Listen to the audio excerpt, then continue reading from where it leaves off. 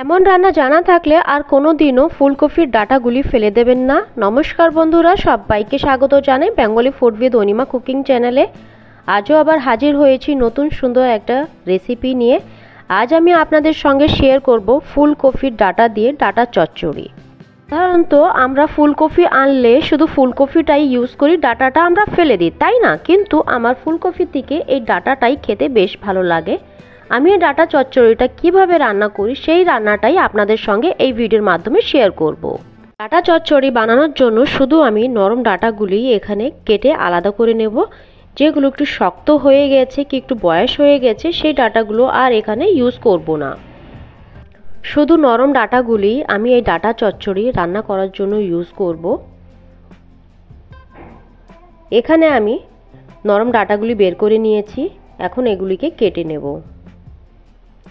ঠিক এরকম করে যতটা সম্ভব অতটাই পাতলা করে কেটে নিচ্ছি আমি।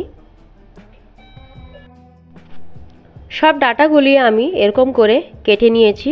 তার সাথেই অ্যাড করে দিচ্ছি কিছু সবজির ভিতরে আমি এখানে নিয়ে নিয়েছি বেগুন আর আলু।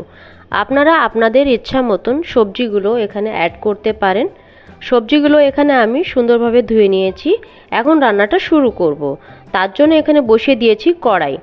অ্যাড করে দিচ্ছি পরিমাণ মতন সরষের তেল। এই রান্নাটা সরষের তেলেই খেতে কিন্তু ভালো লাগবে।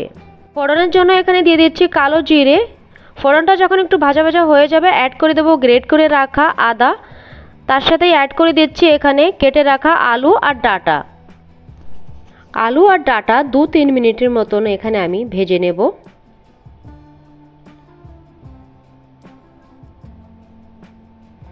এখন অ্যাড করে দিচ্ছি স্বাদ মতন লবণ আর হলুদ।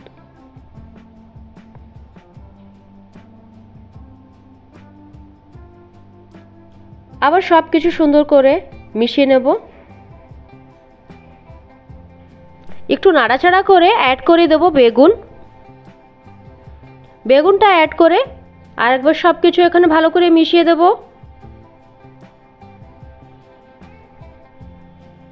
বেগুন খুব তাড়াতাড়ি সেদ্ধ হয়ে যায়, তার জন্য এখানে আমি একটু পরে অ্যাড করছি, ডাঁটা আর আলু একটু ভেজে নিয়ে। এখন অ্যাড করে দিচ্ছি জিরে পাউডার আর লঙ্কার গুঁড়ো। তার সাথে অ্যাড করে দিচ্ছি কেটে রাখা টমেটো। আরেকবার সব কিছু ভালো করে মিশিয়ে অ্যাড করে দেবো সামান্য পরিমাণের জল আর একটা কাঁচা চেরা লঙ্কা। এখন ঢেকে দিয়ে সেদ্ধ করে নেব ডাঁটা আর আলু।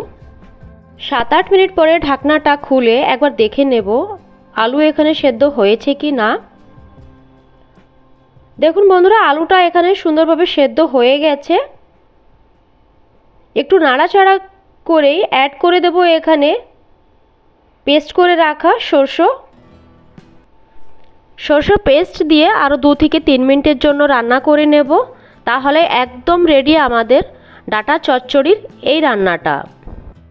বন্ধুরা দেখলেন তো কি সহজ পদ্ধতিতে আমি এই রান্নাটা করে নিলাম। এই রান্নাটা খেতে বেশ সুন্দর হয়, কেউ বুঝতেই পারবে না কি এটা ফেলে দেওয়া ফুলকপির ডাঁটা দিয়ে ডাঁটা চচ্চড়ি রান্না হয়েছে। আশা করছি ভিডিওটা ভালো লেগেছে। ভালো লাগলে একটা লাইক আর কমেন্টের মাধ্যমে আমাকে জানিও। আমার চ্যানেলটাকে সাবস্ক্রাইব করে পাশে থেকো। দেখা হচ্ছে পরবর্তী অন্য কোনো ভিডিওতে। ততক্ষণের জন্য টাটা, বাই বাই।